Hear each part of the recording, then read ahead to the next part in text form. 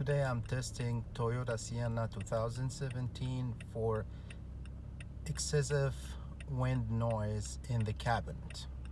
This Toyota Sienna has 5,000 miles.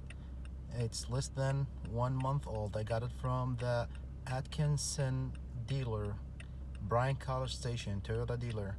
It's Toyota Sienna 2017. And I went to the dealer about the excessive wind noise. At first they denied it, and then they said there's a wind but it's normal, and then they said yes, there's excessive wind. Fourth time they said there's excessive wind, and they said this is normal operational process in this kind of cars, which is, I think, is not the truth, just because they don't want to fix it. The car's still brand new, still under warranty, and now we're going to test the wind noise in the cabinet for Toyota Sienna 2017. First thing to do, turn AC off. Okay.